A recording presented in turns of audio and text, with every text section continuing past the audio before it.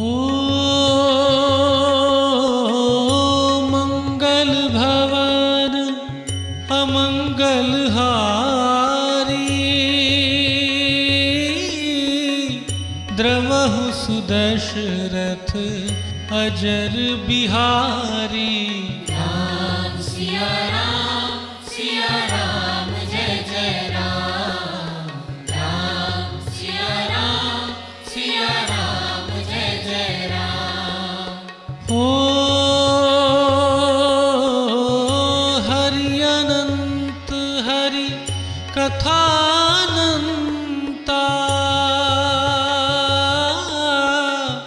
कहहि सुनहि बहु विधि सब संता।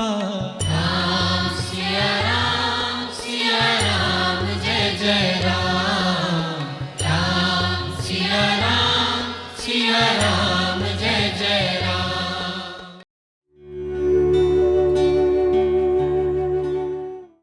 प्रसादये त्वां कौसल्ये रचितोऽयं मयाञ्जलिः। वत्सला चान्द्रशंसा च त्वं हि नित्यं परेष्वपि।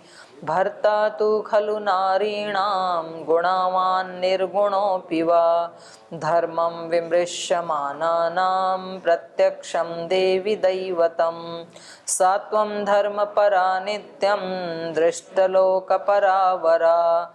नार्हसे विप्रियं वक्तुं दुःखितापि सुदुःखितम्। क्यं करुणं राज्ञः श्रुत्वा दीनस्य भाषितं। कौसल्याविसृजत् बाष्पं प्रणालीव नवोदकम्। विमना तेन शोकेन रामशोकेन च प्रभुः द्वाभ्याम अपि महाराजे शोकाभ्याम अन्वतप्यत।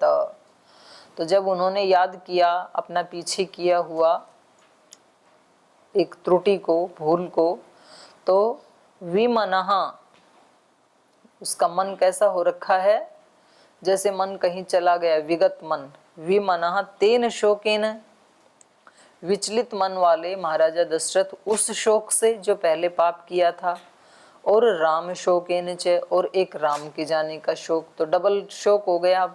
एक तो अभी त्रुटि हो गई, उसके कारण श्री राम को वन जाना पड़ा, ये शोक। और दूसरा तेन शोकेन, वो जो शोक, वो जो पाप कर दिया था शब्द वेधी बाण से, उसके द्वारा।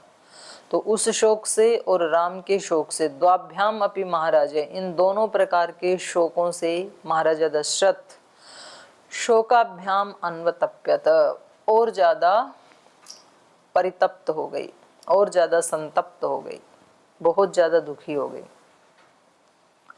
दह्यमानः स शोकाभ्याम कौसल्यामाह भूपतिः। वेपमानोऽञ्जलिं कृत्वा प्रसादार्थम् अवाङ्मुखः। शोकाभ्याम दह्यमानः, तो इन दोनों प्रकार के शोकों से जलते हुए, भूपति महाराजा दशरथ कौसल्याम आह, महारानी कौसल्या से कहने लगे, वेपमानो अंजलिम कृत्वा, कांपते हुए और हाथ जोड़ करके। महाराजा दशरथ कांप रहे हैं, दोनों हाथ जोड़े हैं, शोक से अत्यंत संतप्त हैं, और हाथ जोड़ करके कौसल्या को कह रहे हैं, अंजलिम कृत्वा प्रसादार्थम अवाङ्मुखः, उसके प्रसन्न होने के लिए, क्योंकि कौसल्या के अपराधी तो हैं ही। तो इन्होंने हाथ जोड़ करके कौसल्या के सामने आकर के कांपते हुए हाथों से, कांपते हुए शरीर से कौसल्या से क्षमा मांगते हुए उसको प्रसन्न करने के लिए इन्होंने ये वाक्य कही। क्या कहा? प्रसादये त्वां कौसल्ये रचितोऽयं मयाञ्जलिः। वत्सला चन्द्रशंसा च त्वं हि नित्यं परेष्वपि। तो कहा, कौसल्ये, हे कौसल्ये, त्वां प्रसादये, तुझे प्रसन्न करने के लिए, तुझसे क्षमा मांगने के लिए, अयम मया अंजलि रचितः, मैंने ये दोनों हाथ जोड़े, आपकी प्रसन्नता के लिए मैं आपसे क्षमा मांगता हूँ, और आपके सामने मैंने ये दोनों हाथ जोड़ लिए हैं, क्योंकि आप तो कैसी हो, वत्सला, आप तो वात्सल्यमयी हैं, वत्सलता से भरी हैं, और अनृशंसा, और तुम बहुत दयालु भी हैं, बहुत दयालु भी हो आप। त्वम ही नित्यम परेषु अपि, तुम तो इतनी दयालु हो कि नित्यम परेषु अपि वत्सला, अपनों के ऊपर तो वत्सलता रखती ही हो, आप तो दूसरों के प्रति भी बहुत दयालु और बहुत वत्सलता से भरी हुई हो। तो आप, मैं तो आपका अपना ही हूँ, तो आप मेरे ऊपर तो कम से कम नाराज ना हूँ, ऐसा कहा। वत्सला च अनृशंसा च त्वम ही नित्यम परेषु अपि। और अगला जो श्लोक है, तो ये वाल्मीकि जी ने महाराज दशरथ के मुख से समस्त नारी जाति के लिए, महिला जाति के लिए बहुत सुंदर श्लोक कहलवाया है। भर्ता तु खलु नारीणां गुणवान निर्गुणोऽपि वा धर्मं विमृश्मानानां प्रत्यक्षं देवी दैवतम। देवी, हे देवी कौसल्ये, नारीणां भर्ता खलु प्रत्यक्षम दैवतम, महिलाओं के लिए, नारियों के लिए उनका पति ही साक्षात देवता होता है। प्रत्यक्ष दैवतम, साक्षात देवता होता है। गुणवान निर्गुणोऽपि वा, चाहे वो गुणवान हो, चाहे बिल्कुल गुणहीन हो, चाहे उसमें कोई भी गुण ना हो, तो भी नारी के लिए उसका पति देवता के समान होता है। धर्मम विमृश्मानानाम, धर्म का आचरण करने वाली, धर्म का विमर्श करने वाली जो महिलाएं होती हैं, धर्मम विमृश्मानानाम नारीणाम भर्ता खलु प्रत्यक्षम दैवतम गुणवान निर्गुणोऽपि वा। और ये बात क्योंकि महर्षि वाल्मीकि जी लिख रहे हैं और ये कौशल्या के लिए बोल रहे हैं महाराजा दशरथ, सेम ये ही दूसरी तरफ भी होगा। जहाँ दो संबंध होते हैं, किसी भी पति के लिए भी उसकी पत्नी चाहे वो निर्गुण हो, चाहे गुणवाली हो, गुणवती हो, चाहे निर्गुण हो, तो वो ये देवता के समान है, तो उसको देवी के समान ही समझना चाहिए, तो फिर तो ठीक चलता है।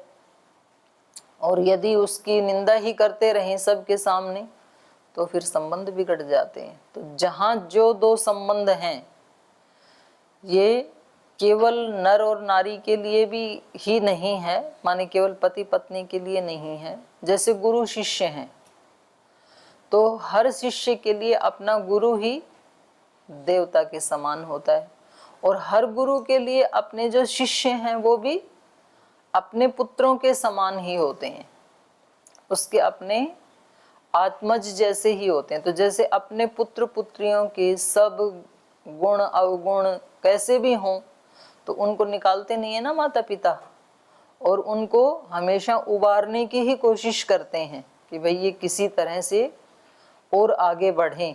तो ऐसे गुरु भी क्या करते हैं, अपने शिष्य कैसे भी हों, अच्छे हों बुरे हों, हमेशा उनको उबारने की ही कोशिश करते हैं, वो निर्गुण हो या गुणवान हो। और ये संबंध सब जगह लगेगा। ये सूत्र जहाँ जहाँ भी दो का संबंध है, चाहे वो भाई भाई का है, बहन भाई का है, मित्रों का है, दो मित्र हैं तो एक मित्र दूसरा मित्र के साथ, चाहे वो गुणवान हो चाहे गुणहीन हो, उसके लिए वो सर्वोपरि होता है और वो अपने मित्र को ठीक करने की कोशिश करेगा।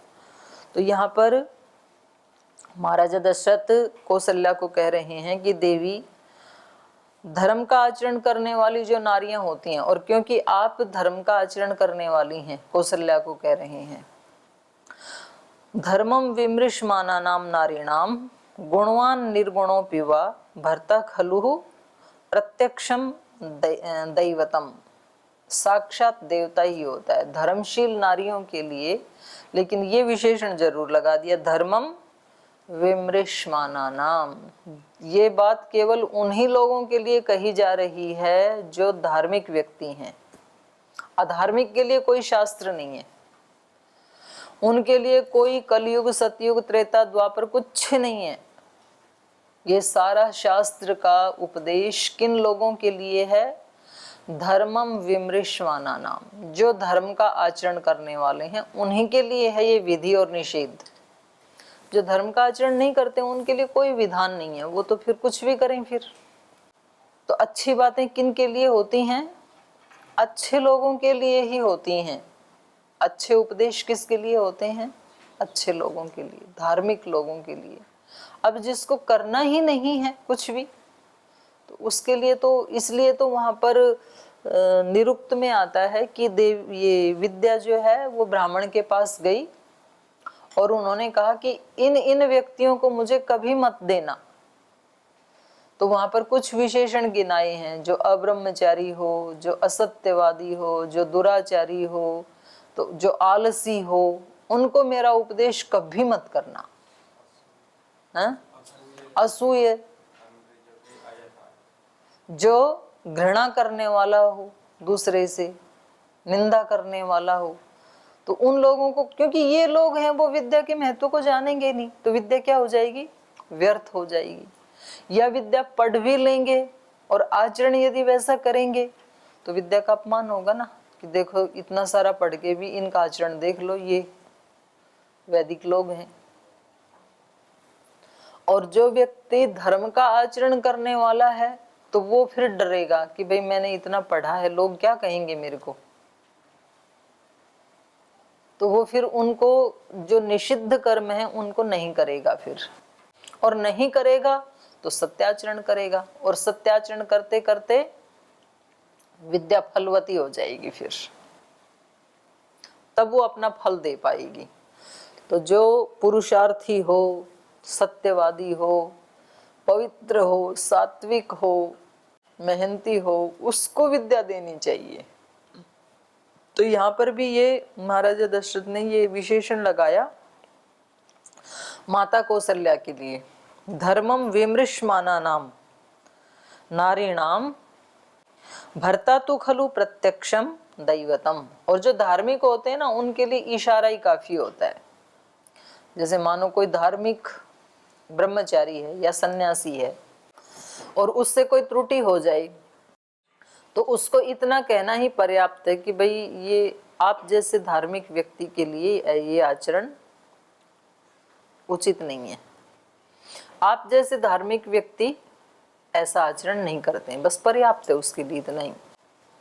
और जिसको करना नहीं है उसको फिर चाहे घंटों समझा लो, चाहे सप्ताह तक समझा लो, महीनों समझा लो, उसमें सुधार नहीं होगा।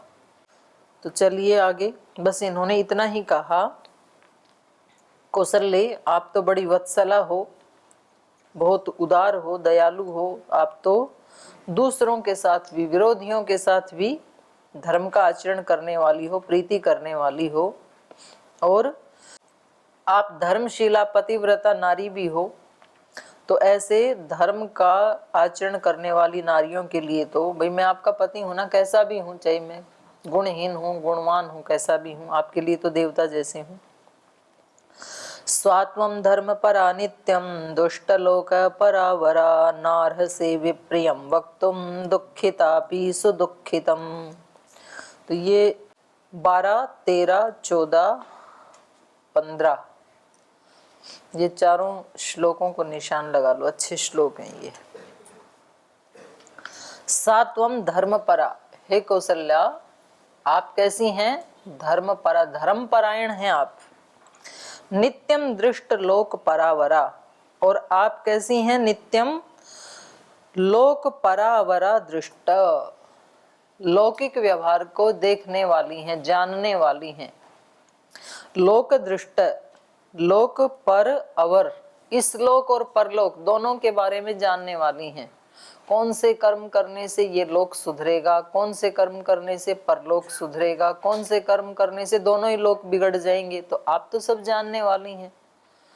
देखो दो चीजें होती हैं, एक होता है शब्द का ज्ञान, शास्त्र का ज्ञान, दूसरा होता है लोक व्यवहार का ज्ञान। कई बार कुछ लोगों को शास्त्र का ज्ञान तो होता है, लोक व्यवहार का ज्ञान नहीं होता है, उल्टा पुल्टा ही कुछ का कुछ ही करते हैं, इसलिए फिर उनका ज्ञान फलीभूत नहीं होता है। और लोक में शास्त्र का ज्ञान कम है तो चलेगा, लेकिन लोक व्यवहार यदि उसको पूरा आता है तो वो व्यक्ति लोक में मार नहीं खाएगा कम से कम।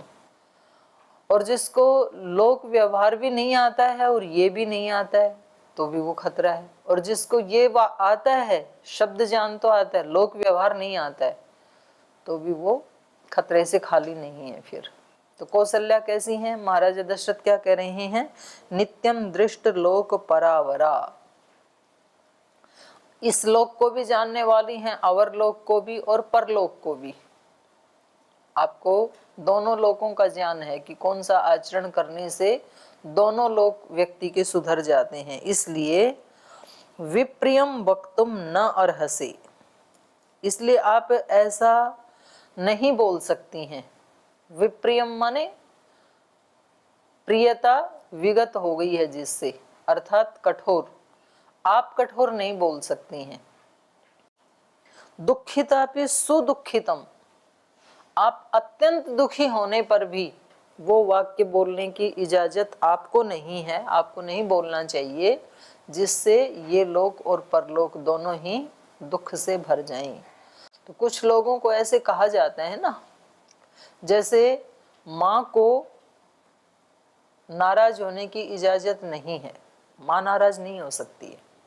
संतानें कितना भी दुख क्यों ना दे दें, ठीक है थोड़ी देर के लिए दुखी होगी वो, लेकिन क्योंकि वो माँ है इसलिए माँ को नाराज होने की अनुमति नहीं है।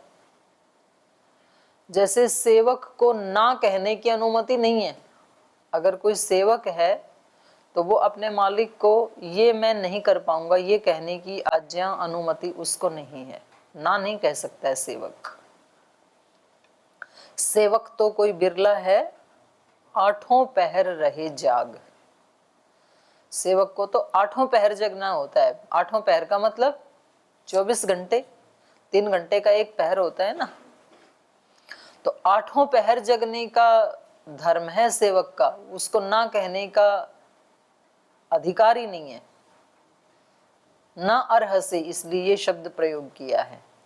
जैसे आप महाराज जी के शिष्य हैं, हम सब महाराज जी के शिष्य हैं, तो हमें स्वामी जी महाराज जो भी आज्ञा दें उसमें हमें ना कहने का अधिकार नहीं है। जो गुरु की आज्ञा है वो ही सर्वोपरि है। तो ऐसे हर व्यक्ति के, जैसे कोई सैनिक है सीमा पे खड़ा है, उसको युद्ध के लिए मना करने का अधिकार नहीं है। 24 घंटे वो उसको युद्ध के लिए तैयार रहना होता है। वो ये नहीं कह सकते जी अब तो रात के 12 बजे हैं, रात को तो सो लेने दो, सुबह देख लेंगे, मैं तो अभी सोया था 11 बजे, ये कहने का हक नहीं है उसको। जब कहीं से थोड़ी शंका हुई, जब उनको कहा कि उठो, तो तुरंत अपने राइफल लेके बंदूक लेकर के यस बोस बोलेंगे, उनको अधिकार नहीं है। तो ऐसे ही जो धर्मपरायण लोग हैं उनको कठोर भाषण का, हिंसा आदि दोष करने का, चोरी आदि करने का अधिकार नहीं है, उनको अनुमति नहीं है, उनको इजाजत नहीं, आप नहीं कर सकते हैं ऐसा। अब कितने लोग देखो ना, आप नशा करते हैं, कोई सिगरेट पीते हैं, जो युवा लोग हैं, कोई गुटखा खाते हैं, लेकिन ब्रह्मचारी को उसकी इजाजत, आपको इजाजत नहीं है। आप कहें जी हमारे जैसे ही तो हैं, चाहे आपका सगा भाई क्यों ना हो, वो खा सकता है क्योंकि वो गुरुकुल में नहीं है, लेकिन गुरुकुल के ब्रह्मचारी को इसकी इजाजत नहीं है। तो हर व्यक्ति का अपना एक व्यक्तित्व है, उसके व्यक्तित्व की एक डिग्निटी है, उसके व्यक्तित्व की एक डिवाइनिटी है, वो वैसा नहीं कर सकता है, उसको अलाउ नहीं है, दूसरा व्यक्ति कर सकता है। तो महाराजा दशरथ उनको याद दिलाते हैं, क्योंकि माता कौशल्या शोक के कारण अपने अस्तित्व को भूल गई हैं। आपको पता है ये वही कौशल्या माता है जिन्होंने सीता माता को जाते समय क्या उपदेश दिया था? वन में जब सीता गई तो क्या उपदेश दिया था?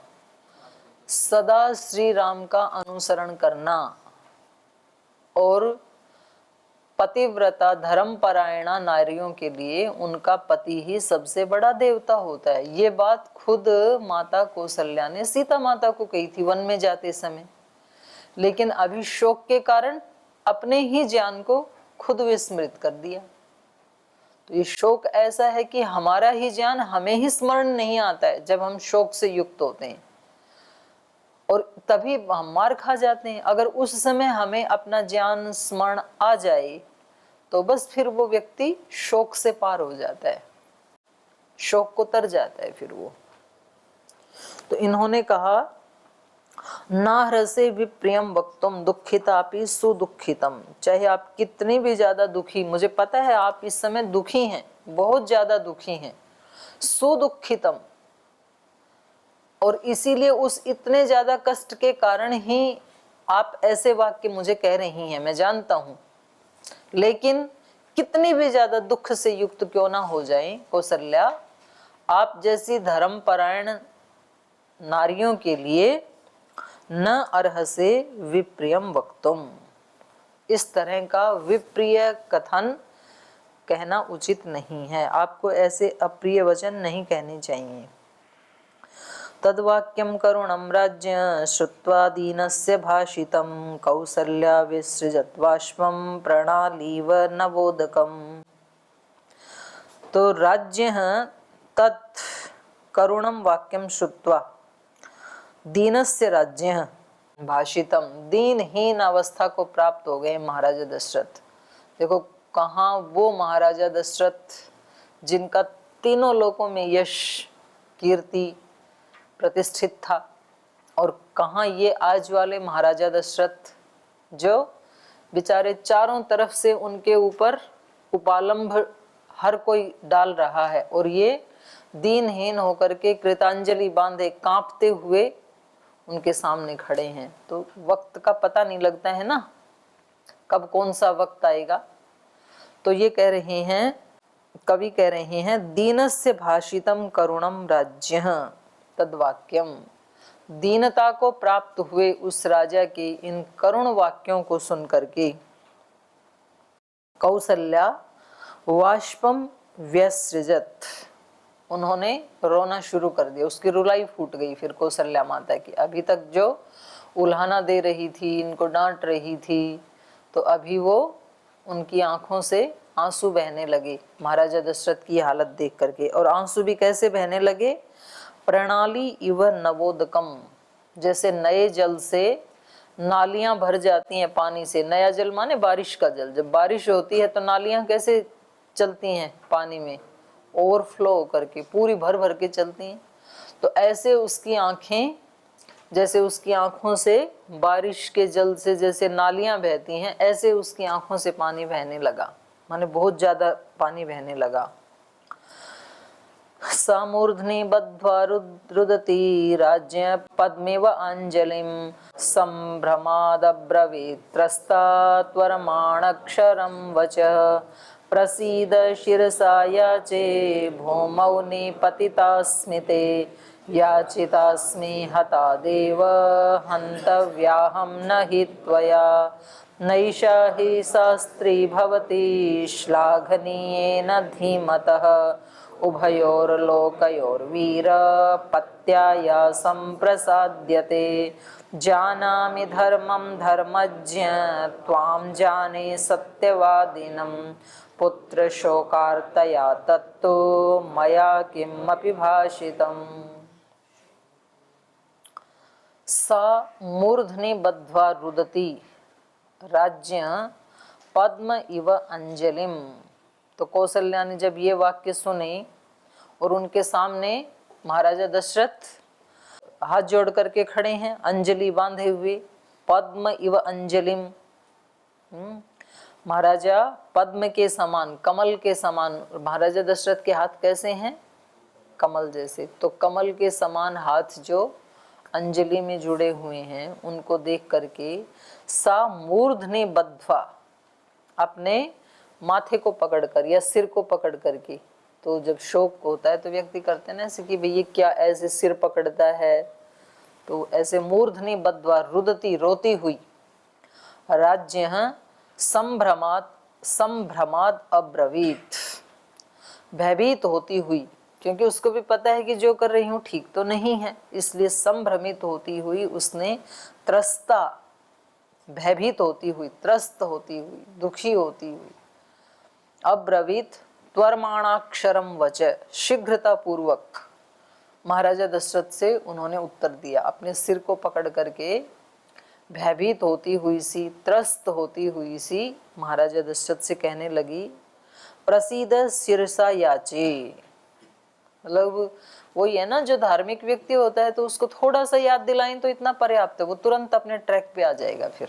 तो इसलिए इन्होंने कहा प्रसीद, अपने पति से कह रही हैं कि हे महाराज आप प्रसन्न हो जाइए।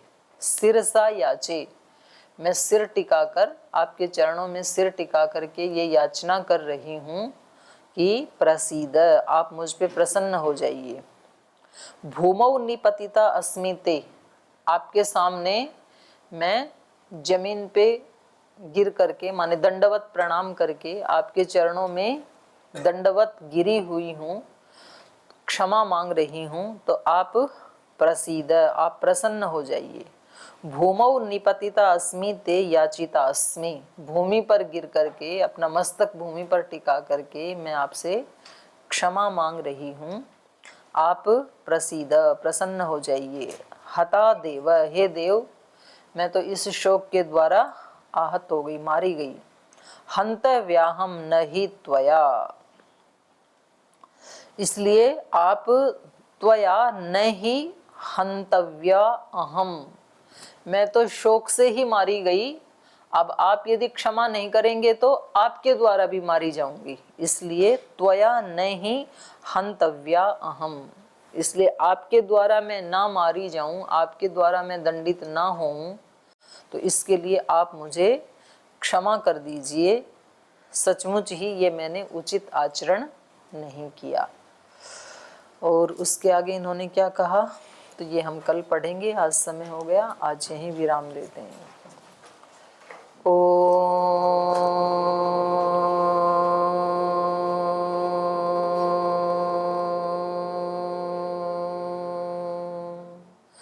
शांति शांति शांति ही।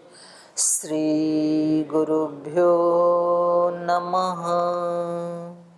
ऐसे है मेरे राम, ऐसे है मेरे राम, ऐसे है मेरे राम, ऐसे है मेरे राम।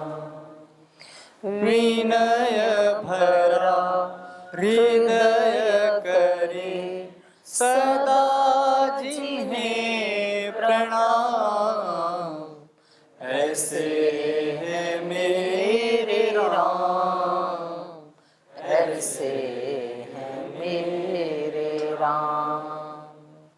राम सा पुत्र ना राम सा भ्राता, राम सा पति नहीं राम सा त्राता, राम सा पुत्र ना राम सा भ्राता, राम सा पति नहीं राम सा त्राता, राम सा मित्र न राम सा दाता, सबसे निभाए सबका नाता, राम सा मित्र ना राम सा दाता, सबसे निभाए सबका नाता। स्वभाव से उदार शांत सब गुणों के धाम, ऐसे है मेरे राम, ऐसे है मेरे राम।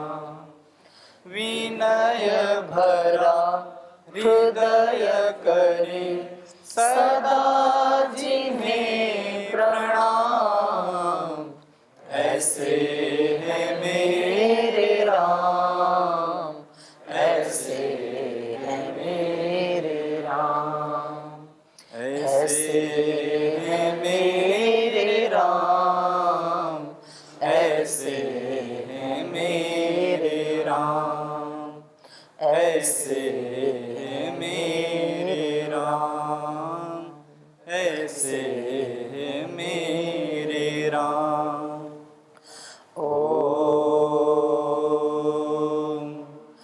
श्री गुरुभ्यो